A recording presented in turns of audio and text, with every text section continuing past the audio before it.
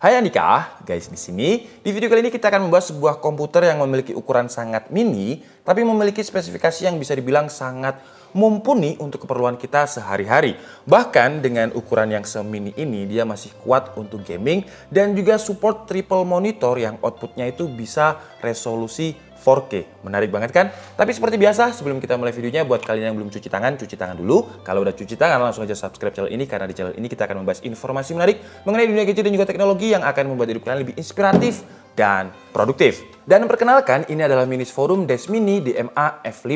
Buat kalian yang mungkin baru denger brand yang namanya Minis Forum, jadi Minis Forum ini adalah sebuah brand yang memang memfokuskan produknya di mini PC sejak 2012. Dan kalau kita lihat websitenya, memang banyak banget produk mini PC mulai dari berbagai SKU. Jadi ada yang varian Intel, kemudian juga ada yang Ryzen, mulai dari Intel Celeron sampai Ryzen 7 3750H. Nah, di video kali ini kita akan membahas yang versi SKU Ryzen 5 3550H, bukan yang U ya, atau High Performance. Kita bahas dulu dari paket pembeliannya. Jadi pertama ada adapter untuk power, kemudian ada mount bracket kalau misalkan kalian pengen meletakkan mini PC-nya di belakang monitor, kemudian juga ada kabel DisplayPort dan HDMI. Kenapa kabelnya ada dua? Karena mini PC ini support triple monitor dengan konektor HDMI 2.0, DisplayPort dan juga USB-C. Dan nanti kita akan praktekkan, tapi pakai dual monitor aja karena meja saya yang ini nggak cukup untuk triple monitor. Kalau untuk spesifikasi lengkapnya, Minis Forum Dash Mini DMA F5 ini menggunakan prosesor Ryzen 5 3550H, 4 core 8 thread dengan boost clock sampai 3,7 GHz. Nah, buat kalian yang mungkin tanya, kenapa kok masih pakai Ryzen 3000 series? Kok nggak yang 4000 series? Saya pun juga bertanya seperti itu. Kenapa nggak pakai yang 4000 series? Ya minimal 4800U lah ya, karena itu prosesor seri U tapi rasa H. Nah, mungkin ini ditujukan untuk menekan budgetnya, karena kalau saya lihat di websitenya untuk yang varian Ryzen 5 3550H ini harganya sekitar $499.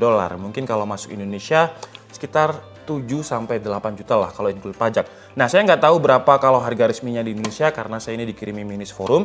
Dan saya lihat di beberapa e-commerce itu banyak yang jual Minis Forum. Tapi untuk yang versi Ryzen 5 yang saya bahas ini nggak ada. Jadi adanya ada yang Ryzen 3 sama yang SKU Intel. Untuk link pembeliannya seperti biasa kalian bisa langsung cek di kolom deskripsi. Kemudian untuk graphic card menggunakan IGP atau Integrated Graphic Card bawaan dari Ryzen 5 yaitu Vega 8. Jadi ini adalah non-discrete graphic card.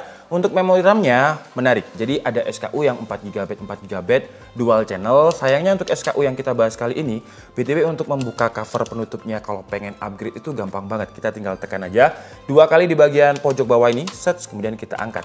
Nah, kayak gini aja, gampang banget, nggak perlu obeng, apalagi nggak perlu bawa ke teknisi lah, hanya untuk upgrade RAM ataupun storage. Nah, untuk yang kita bahas kali ini, dia menggunakan dual channel, sebenarnya dual slot ya, sorry bukan dual channel. Nah, satu slotnya sudah terisi RAM 8GB dengan speed 2400 MHz. Nah, kalau yang versi ini, siapa tahu kalian mau upgrade ke 16GB, mudah. Cuman ada versi yang 4GB. Kalau saya disuruh milih sih, kalau di Ryzen 5, saya akan memilih yang 4GB. Jadi 8GB saya nggak perlu beli upgrade lagi, tapi itu kalau saya sih ya, tergantung kebutuhan masing-masing. Kemudian di bagian dalamnya ini kita juga bisa lihat SSD yang memiliki kapasitas 256GB dengan speed lebih dari 2000 Mbps. Nah, yang menarik untuk SSD-nya ini juga ada heatsink dedicatednya sendiri. Jadi secara temperatur akan lebih optimal, jadi ketika dipakai speednya tidak akan turun. Kemudian kalau kalian merasa storage-nya ini kurang, kalian masih bisa upgrade lagi dengan storage SATA 2,5 inch. Nah, jadi kalau kalian lihat di sini ada kabel yang menggantung-gantung ya. Ini adalah kabelnya port SATA, jadi kalian bisa upgrade SSD atau hard disk SATA 2,5 inch. Pertanyaannya, hard disknya mau ditaruh di mana dong? Masa ditaruh di sini, kan dia pasti kocak. Nah, kalau kalian lihat di bagian penutupnya ini ada tatakan untuk hard disk, jadi kita bisa taruh di sini, dia nggak akan kocak. Menurut saya ini adalah desain yang simple dan menarik, apalagi yang paling saya suka adalah ketika untuk membuka covernya ini, kita tinggal seperti ini aja. Nah, udah ketutup tuh. Biasanya mini PC itu jarang banget yang bener-bener easy to upgrade seperti ini, bahkan kadang juga disolder motherboard, kemudian juga nggak ada slot lagi. Tapi untuk Minis Forum ini bener-bener gampang banget. Kalau secara desain, menurut saya desainnya simple banget, tapi terlihat masih agak gaming gitu. Bentuknya seperti kotak tisu atau seperti TV box lah ya, kalau kalian nggak terima bentuknya seperti kotak tisu, dengan finishing dominan warna grey dan juga hitam. Kalau untuk soal build quality udah solid banget karena untuk bahan materialnya sudah menggunakan aluminium. Kenapa saya bilang ada aksen gamingnya? Karena di bagian atas terdapat logo Minis Forum yang logonya mengingatkan saya dengan seri laptop gaming dari Dell, yaitu Dell Alienware. Logonya seperti kepala alien yang diberi aksen chrome dan di bagian pinggirnya juga terdapat cutting edge dengan finishing chrome juga. Jadi secara tampilan nggak terlihat flat sama sekali. Bahkan kalau saya bilang sih ini mini PC gaming. Kemudian di bagian depan terdapat lubang mic, jadi mini PC ini juga sudah built-in dengan mic internal. Kemudian juga ada USB-C port dan ada USB Type-A Gen 2 untuk yang warna biru dan Gen 1 untuk yang warna kuning. Kemudian ada audio jack kalau misalkan kalian merasa mic internalnya tadi kurang proper dan juga ada tombol power. Di bagian belakang terdapat dua buah USB Type-A 3.1 lagi, DisplayPort, dan HDMI 2.0. Jadi triple monitor tadi kalau misalkan kalian pengen bikin setup triple monitor, jadi kalian bisa pakai HDMI 2.0, DisplayPort, dan juga USB-C yang ada di depan tadi. Kemudian juga ada input RJ45 atau dual gigabit LAN dan ada input power. Kalau secara dimensi, panjangnya 128 mm, lebarnya 127 mm, dengan tinggi 46 mm dan beratnya hanya sekitar 1,4 kg. Jadi kalau dari segi space, kalau kalian taruh di tas, menurut saya bakalan compact ya. Jadi masih enak kalau dibawa kemana-mana. Emang mini PC dibawa kemana-mana buat apa? Nah, contoh kasusnya misalkan kalian lagi bisnis trip atau lagi kuliah keluar kota dan kalian nginep di hotel itu kan pasti ada TV-nya ya. Nah, kalau kalian bawa mini PC ini, kalian tinggal colokan aja HDMI-nya, udah. Jadi kayak komputeran di rumah, tapi kalian juga harus bawa keyboard dan juga mouse yang portable. Kalau saran saya sih pakai keyboard lipat yang pernah saya review juga, itu sudah plus touchpad, jadi nggak menuin space. Kalau misalkan kalian bawa keyboard yang panjang seperti ini, mouse-nya yang panjang seperti ini, ya nggak portable dong. Mini PC-nya aja segini, masa bawa keyboard yang full size seperti ini. Jadi ya, jadi nggak compact lagi. Atau mungkin contoh kasus lain, ketika kalian di kantor, mungkin meja setup kantor kalian itu kecil banget dan nggak cukup untuk PC atau bahkan laptop, kalian bisa pakai mini PC ini. Karena dia memiliki di paket pembeliannya tadi kan ada bracket ya, kalian bisa pasang bracketnya itu di belakang monitor. Jadi monitor kalian itu seolah-olah bisa menjadi AIO atau AIO, All in One Desktop. Ya, jadi bisa bener-bener hemat space gitu. Atau mungkin kalian gunakan untuk di rumah sebagai home entertainment karena menurut kalian TV box itu platformnya kurang kaya seperti Windows, kalian bisa pakai mini PC ini. Kemudian kalau dari segi konektivitas, walaupun Minis Forum di MF5 ini menggunakan prosesor Ryzen 5, tapi dia udah pakai chipset Wi-Fi dari Intel, yaitu Intel AX200. Karena AX berarti sudah pakai Wi-Fi 6. Jadi kalau misalkan di rumah kalian ada router Wi-Fi 6 juga, kalian nggak perlu khawatir ketika streaming akan buffering atau ketika gaming akan laggy. Karena Wi-Fi 6 itu bisa benar-benar tidak antri bandwidth. Kemudian walaupun ukurannya mini, tapi dia juga memiliki sistem cooling yang sudah diset untuk unlocking TDP di 35 watt. Jadi AMD Ryzen 5 itu secara default TDP-nya adalah 15 watt. TDP itu adalah Thermal Design Power. Tapi dengan adanya cooling ini, kita bisa unlock tuh powernya sampai ke 35 watt. Oke lah, jadi sekarang daripada kita banyak omong ya, sekarang langsung aja kita coba untuk nyalakan mini PC yang menurut saya bisa menjadi NUC killer ya, karena harganya relatif murah dibandingkan dengan Intel NUC atau Intel NUC biasanya saya nyebutnya. Nah, jadi kita colokan dulu untuk HDMI-nya di 2.0 di sini. Nah, karena 2.0 jadi dia support 4K. Kemudian tombol input powernya. Kemudian di sini kita pakai DisplayPort. Nah, DisplayPort ini untuk yang second monitornya ini saya pakai BenQ dan monitor utamanya yang pakai curve MSI yang kita review kemarin, MAG342CQRV.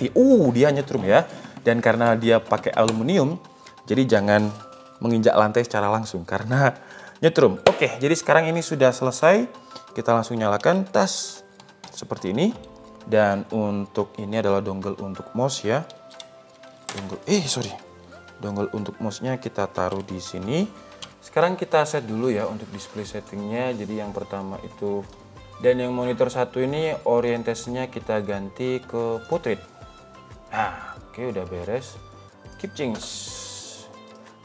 Nah, jadi seperti ini kalau misalkan kita mau bikin dual monitor dengan satunya portrait ya. Nah, karena dia memiliki monitor yang saya punya ini memiliki flexible adjustment yang sangat fleksibel, jadi enak banget seperti ini. Kalau misalkan saya ngedit atau misalkan saya live stream seperti yang saya bilang tadi, enak. Oke, jadi sekarang langsung aja kita coba untuk performa dari Minis Forum dengan Ryzen 5 3550H ini. Pertama kita coba dulu di Cinebench R15 dan untuk skornya itu stabil di kisaran 730 sampai 750 CB. Kemudian lanjut ke Time Spy Stress Test, lolos dengan skor 98,7%. Dan untuk driver Virus Track-nya mendapatkan skor 1746, di Time Spy mendapatkan skor 720 dan di Skydiver mendapatkan 6645.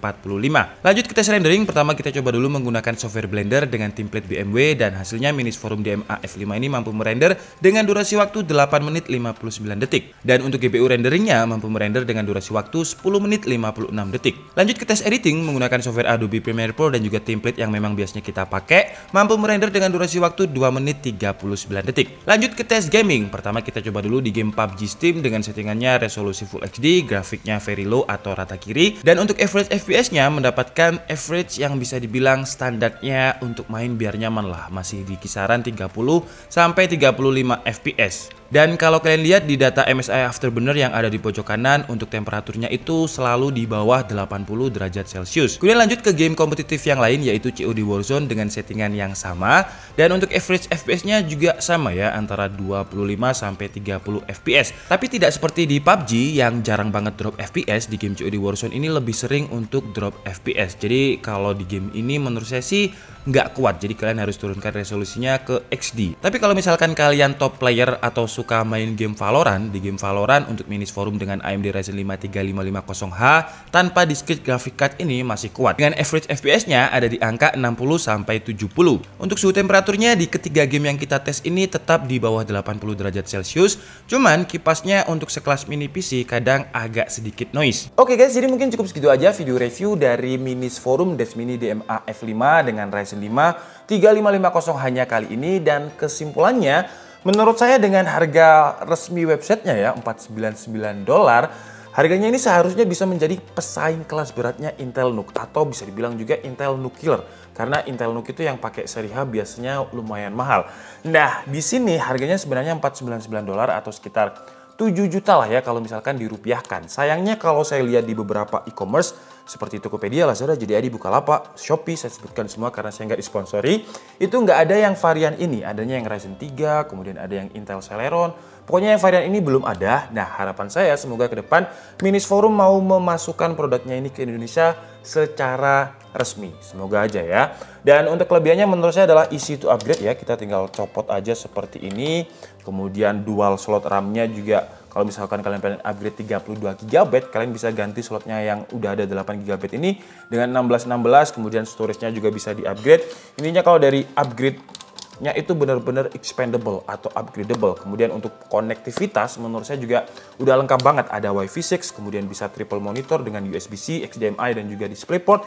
Dan untuk performanya seperti yang kalian lihat tadi, walaupun pakai Ryzen 5 3550H 3000 series, tapi kalau digunakan untuk kebutuhan produktivitas ringan, medium, dan gaming tipis-tipis, menurut saya masih cukup. Mungkin karena memang untuk menurunkan budget ya, tapi harapan saya ke depan bakalan ada mini PC dengan Ryzen 4000 series karena dengan speednya yang kenceng itu. Tapi semoga kita lihat aja.